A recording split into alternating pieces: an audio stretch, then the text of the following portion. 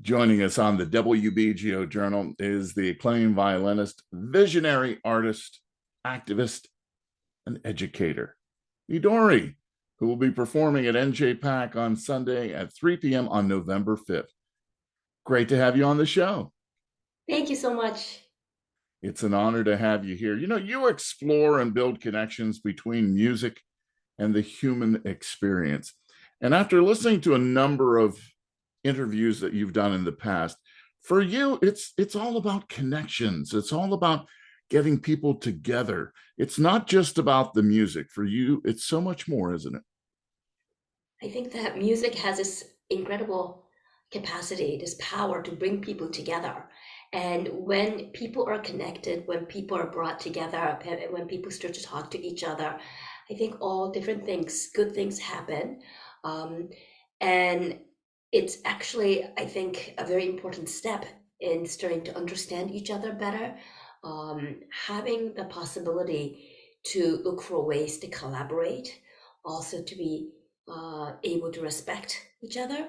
Um, I think it's very important to be able to have this kind of relationship. The the solution is not to actually have contact. The solution is to really try to have productive collaboration and having that relationship, and that comes out of respect, mutual respect, and really interest in each other. And of course, in my own experience, what I've learned along the way is that I've learned so much also about myself, maybe even more about myself, through these relationships and connecting with others. You've connected and collaborated with world-renowned musicians like Leonard Bernstein, Yo-Yo Ma. At early age, you were connecting with some of these wonderful people. And when you think about being someone who's had a 4-decade career since you were a young lady, obviously you've changed over the years. But yet, when I hear you talk about practicing and things like that, I think it's wonderful because a lot of people think when there's somebody who's like a virtuoso like yourself, that you've given up some things to become that. But you've made it clear that practicing was a joy for you, and wanting to become as good as you could possibly be was motivation for you.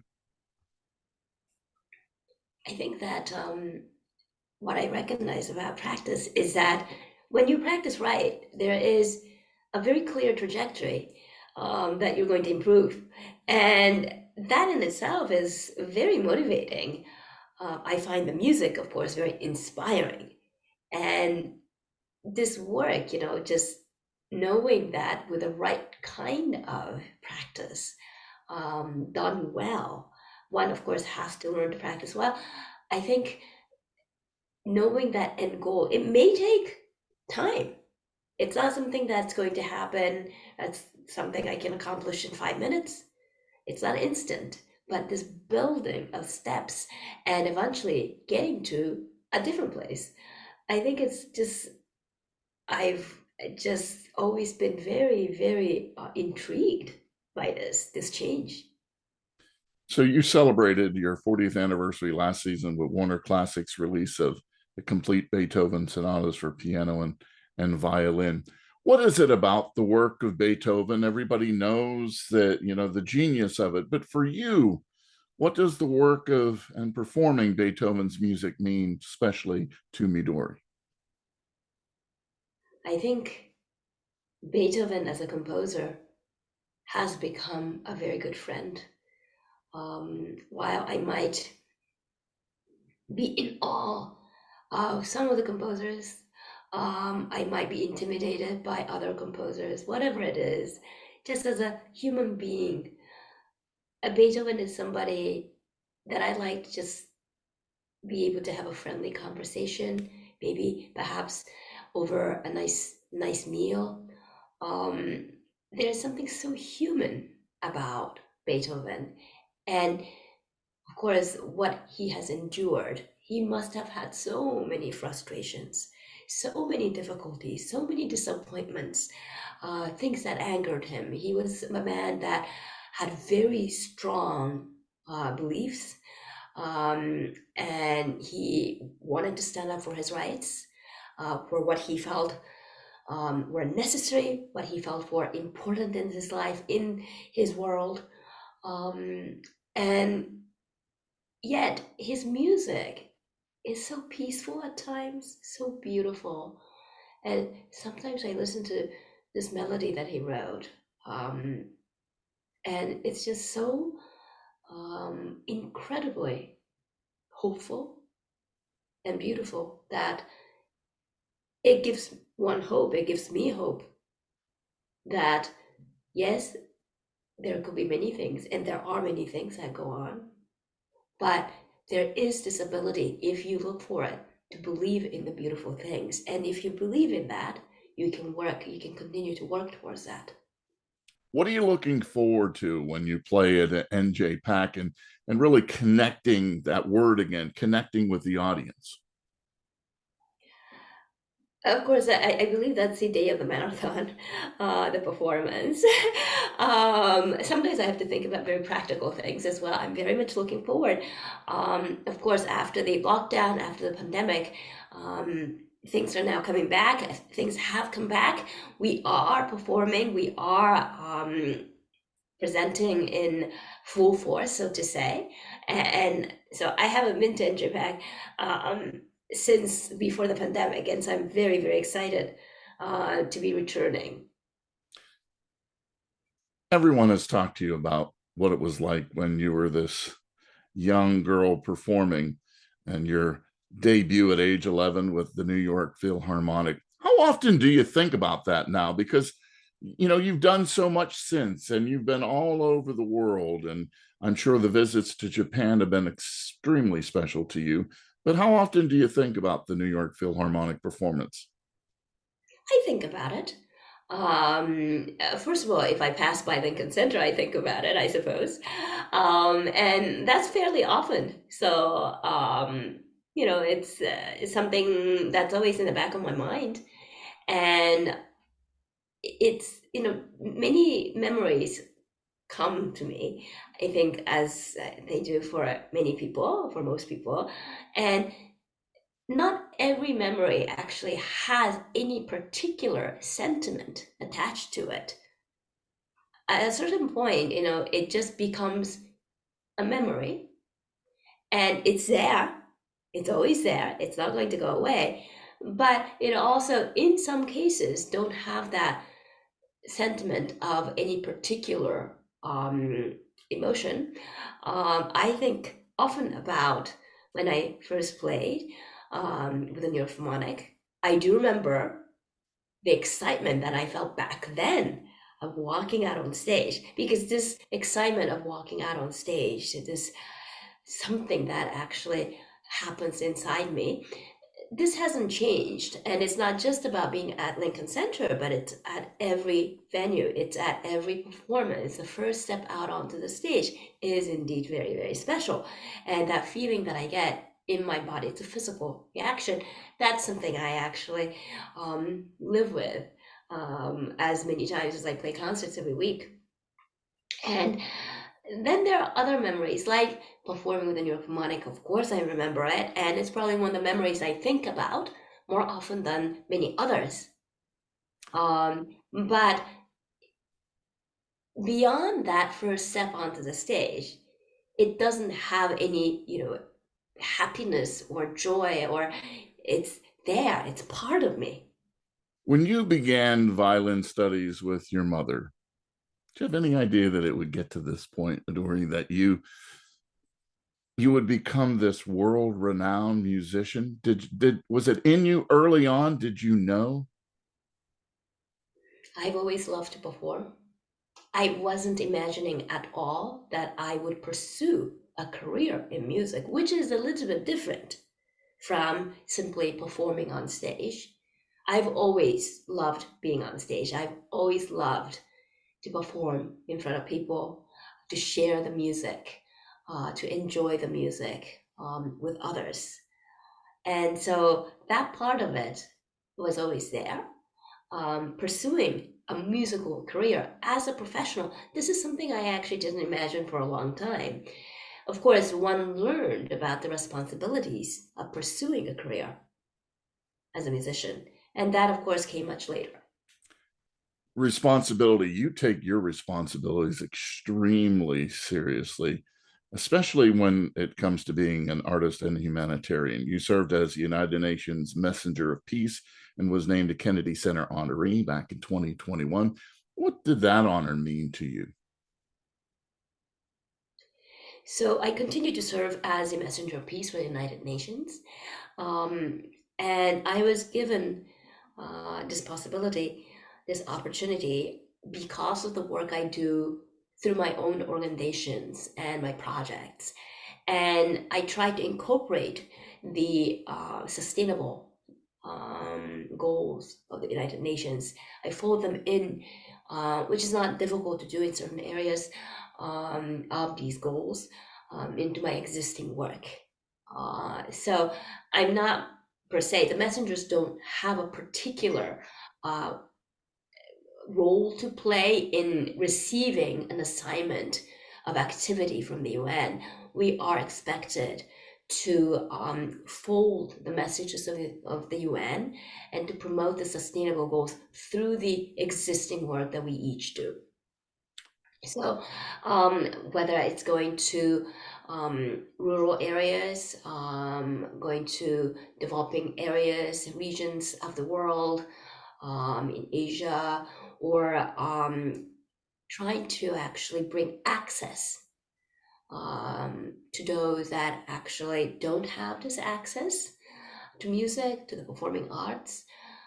They are done through my work with my organizations, giving this access. But then I'm also carrying together this message of the sustainable goals. The sustainable goals of the UN have a lot to do with quality of life. And it's not just to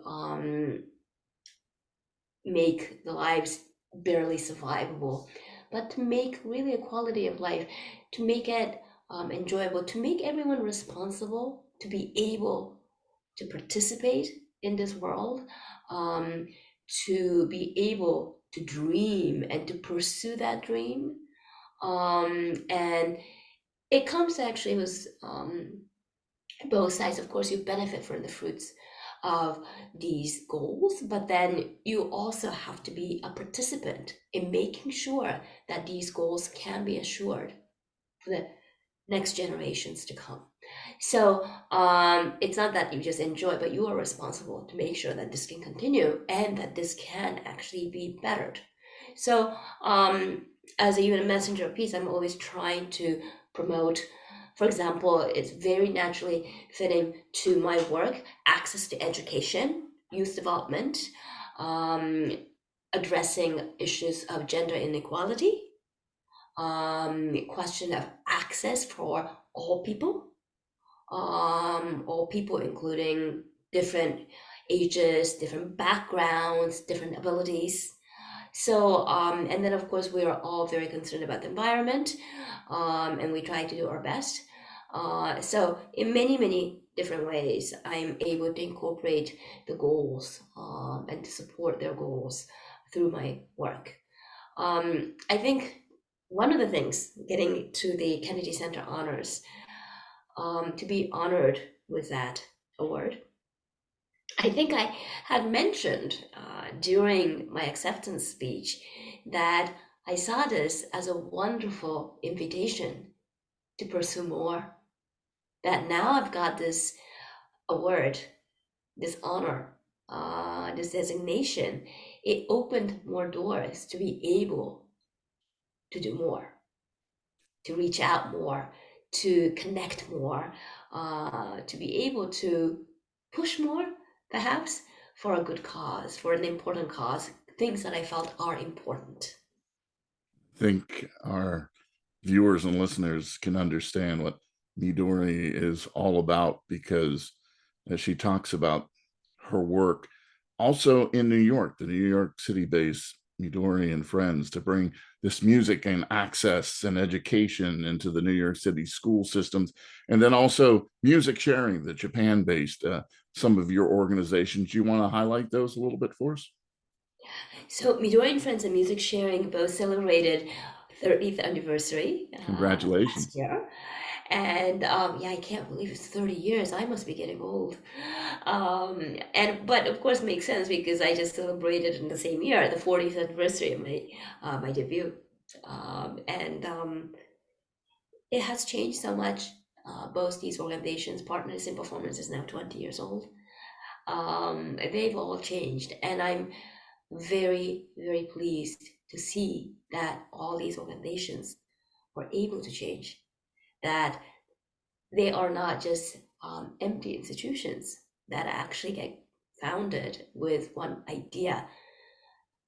These are organizations that are very much interacting with the community, and we're constantly evaluating and reevaluating what is for us needed right now. How can we serve as agents of change? So it's not just one idea. I don't believe that there's one answer to all problems. I think there are many possibilities, and we have to tackle problems in many different ways. There is no such a thing as a single solution that fits it all. It's interesting that your music, as you bring it to NJPAC on November 5th, as part of the classical series there. When I was speaking with Itzhak Perlman, he talked about how the music he brings when he plays the theme from Schindler's List, that he hopes it brings hope to those who are listening and the power of music. And you mentioned it the same way, that you hope that your music also brings hope in this very troubled world. And he says, we're lucky to have music. Obviously, you agree. I feel very fortunate in my life to have music. Um, it's always an honor to be able to live this life when I think about it, to be able to serve as a messenger between the creator, the composer, and the listeners. And it's a music that we all can actually be touched by. And I'm just always so chuckled by the fact that I get to play a role in making these notes come alive out of the page. And what's fascinating for me about some of the music that I get to play, most of the music I get to play, is that they're written down on paper, they're mere symbols. And yet there's just so much information, so much creativity, um, so much feeling, so much, just so much in these symbols, in between the notes, in the notes themselves, in the way they come out together, and in collaboration with other musicians as these symbols come to life. This music becomes something very living. It's alive.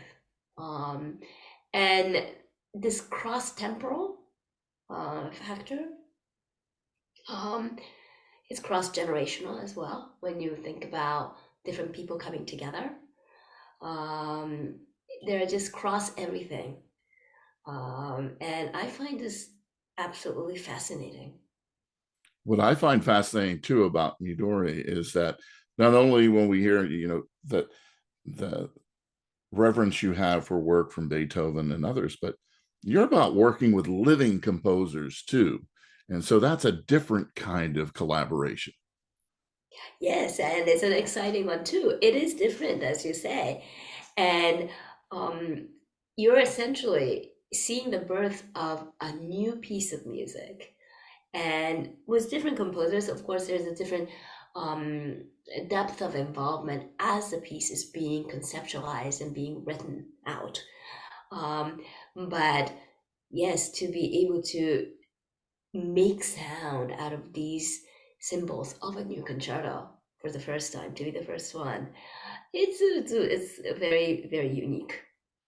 Well, I guess you probably have thought about this, but If the violin did not exist, what instrument would you have pursued? I think the voice, probably. So you love to sing as well.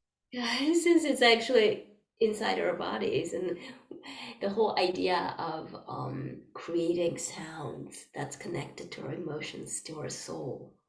Of course, it's so direct when we sing. Last question for you here, because I know you have a really busy schedule. And that is, you were born in Osaka, Japan in 1971. When you go and perform in Japan, even though you left at an early age, I'm sure that is something that touches you deeply. Can you take us to one of the concerts that you have performed there and what went through your mind? I go to Japan every year, first of all, for my work with music sharing every June. Um, in addition to that period, every couple of years, there are also public performances. Um, I play in different cities in Japan, not just in the capital, Tokyo, or Osaka, or the other larger cities, and I enjoy it very much. I think that because I speak the language, of course, it's perhaps a different experience. What's special for me always about going to Japan is especially when I go with the young people. In my work with music sharing in Japan, I go and perform in different institutions at schools, at correctional facilities, hospitals, could be bedside performances or um, general population um, or working in specialized schools. And I have these young people, and they're not always from Europe or from the US. Sometimes we also get applicants and participants from Japan. It's a quartet program, it's a string quartet program. But this side of Japan, going into smaller towns, going into the mountains, going to an island. Of course, Japan is made up of different islands, but even then, there are the so-called separated islands.